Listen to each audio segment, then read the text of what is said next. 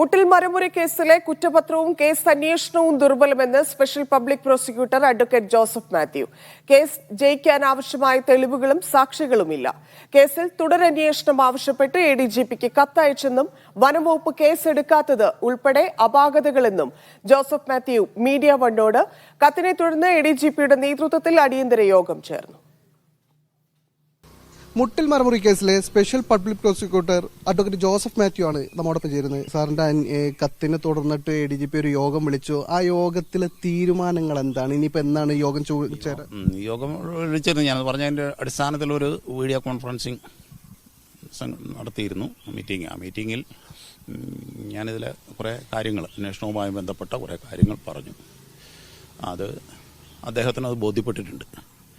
അപ്പോൾ ഇനി എന്തുള്ള നടപടി എന്നുള്ളത്, ഞാൻ ഈ കേസിലെ നിലവിൽ നമുക്ക് എൻ്റെ കയ്യിൽ ലഭ്യമായ ഈ കുറ്റപത്രം മുഴുവൻ പരിശോധിച്ചതിൽ നിന്നും ഇതിൽ ഒരു തുടരന്വേഷണം അനിവാര്യമാണ്. നിലവിലെ കുറ്റപത്രവുമായി അന്വേഷണവുമായി മുന്നോട്ട് പോയാൽ കേസ് വിചാരിച്ച വിധി ഉണ്ടാക്കാൻ കഴിയില്ല. അത് പ്രയാസമാണ്, വളരെ പ്രയാസമാണ്. അപ്പം പ്രോസിക്യൂഷൻ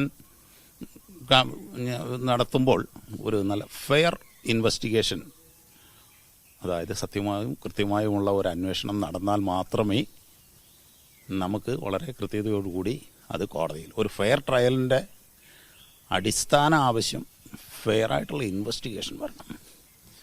അത് ഇതിൽ കാണുന്നില്ല. ഈ ഒരു കുറ്റപത്രമാണ് സമർപ്പിച്ചിട്ടുള്ളത്. അതിൽ പക്ഷേ ഒരുപാട് പോരായ്മകളുണ്ട് എന്നാണ്. അതെ, തീർച്ചയായിട്ടും കുറ്റപത്രം എത്ര വലുതാണെന്നോ എത്രയോ അതുകൊണ്ടുള്ള കാര്യം, അതിനകത്ത് കൊടുക്കുന്ന കാര്യങ്ങൾ സാക്ഷിമൊഴികളും പ്രോസിക്യൂഷൻ ഹാജരാക്കുന്ന തെളിവുകളുമല്ല, അന്വേഷണ ഉദ്യോഗസ്ഥൻ ഹാജരാക്കുന്ന തെളിവുകളും, അതാണല്ലോ ഇതിൽ പ്രശ്നം. അത് വിലയിരുത്തിയാണല്ലോ കോടതി തീരുമാനം എടുക്കുക.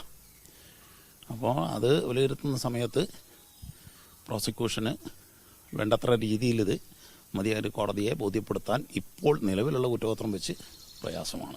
മുട്ടിൽ മരമുറി കേസിലെ തുടക്കം മുതൽ ഒരുപാട് ദുരൂഹതകൾ അത് സംബന്ധമായി നിലനിന്നിരുന്നു. അതാണിപ്പോൾ കേസന്വേഷണത്തിന്റെ അവസാന ഘട്ടത്തിൽ കോടതിയിലെത്തുന്ന ഈ ഒരു ഘട്ടത്തിലും പബ്ലിക് പ്രോസിക്യൂട്ടർ മുന്നോട്ട് ഉന്നയിക്കുന്ന ഒരു കാര്യം. ഏതായാലും ഇതിൽ എന്താണ് സംഭവിച്ചിട്ടുള്ളത് എന്നതും സർക്കാരിന്റെ ഇനിയുള്ള നടപടികൾ എന്താണ് എന്നതൊക്കെ കാത്തിരുന്ന് കാണേണ്ട നടപടികളാണ്. ക്യാമറ പേഴ്സൺ ഹാരിസിനൊപ്പം T Anees Ali, media one, Wayanad. Anees Ali വിവരങ്ങളുമായി ചേരുന്നുണ്ട്. അനീസ്, ഗുരുതര വെളിപ്പെടുത്തലുകളാണ് ഇപ്പോൾ പബ്ലിക് പ്രോസിക്യൂട്ടർ നടത്തിയിരിക്കുന്നത്. മുട്ടിൽ മരമുറിയിൽ കൃത്യമായ അന്വേഷണം നടന്നില്ലെന്നാണോ അഡ്വക്കേറ്റ് പറയുന്നത്? തീർച്ചയായും ഇപ്പോൾ അദ്ദേഹം കുറ്റപത്രം പരിശോധിച്ചതിന് ശേഷം ആദ്യമായി ഒരു മാധ്യമത്തോട് ഈ കാര്യം സംസാരിക്കുകയാണ് അദ്ദേഹം ചെയ്യുന്നത്. അദ്ദേഹം പറയുന്നത്, ഈ അന്വേഷണവുമായി മുന്നോട്ട് പോയാൽ ഇപ്പോൾ നിലവിലുള്ള ആ കുറ്റപത്രവും അതുപോലെ അന്വേഷണ റിപ്പോർട്ട് മുന്നിൽ വെച്ചുകൊണ്ട് കേസ് മുന്നോട്ട് കൊണ്ടുപോയാൽ കേസ് ദുർബലമാണ്. അതുകൊണ്ട് തന്നെ പ്രതികൾ രക്ഷപ്പെടും.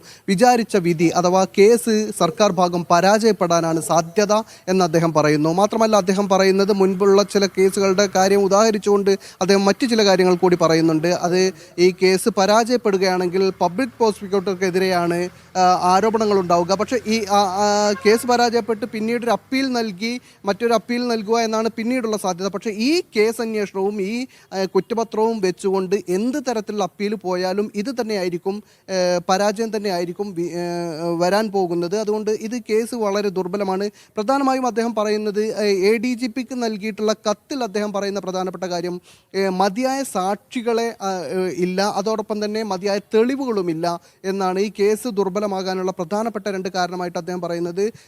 ചോദ്യം ചെയ്യേണ്ട ആളുകളെ മുഴുവൻ, പ്രധാനപ്പെട്ട ആളുകളെ മുഴുവൻ ചോദ്യം ചെയ്തിട്ടില്ല.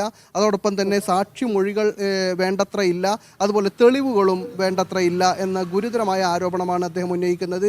ഈ ഇദ്ദേഹം പറയുന്നതനുസരിച്ച് ADGPക്ക് നൽകിയിട്ടുള്ള കത്തനുസരിച്ച് അദ്ദേഹത്തെ അടക്കം ഉൾപ്പെടുത്തിക്കൊണ്ട് ADGP യോഗം വിളിച്ചത് കഴിഞ്ഞ 13-ാം തീയതിയാണ്. അദ്ദേഹം ആദ്യമായിട്ട് ഈ കത്തയക്കുന്നത് ADGPക്കല്ല, ഈ അന്വേഷണ ഉദ്യോഗസ്ഥനായ കേസ് അന്വേഷിക്കുന്ന DYSP Tirur DYSP VV Benny, അദ്ദേഹം സുൽത്താൻ ബത്തേരി DYSP ആയിരിക്കെയാണ് ഈ കേസ് അന്വേഷണ ചുമതല അദ്ദേഹത്തെ ഏൽപ്പിക്കുന്നത്. അദ്ദേഹത്തിന് ഈ കാര്യം ചൂണ്ടിക്കാട്ടി കഴിഞ്ഞ ഏപ്രിൽ 16-ാം തീയതി കത്തയച്ചിരുന്നു. അതേ തുടർന്ന് നടപടികളൊന്നും ഉണ്ടാകാത്തതിനെ തുടർന്നാണ് പബ്ലിക് പ്രോസിക്യൂട്ടർ ആവശ്യപ്പെടുന്നത്. വിശദമായ വാർത്തയിലേക്ക്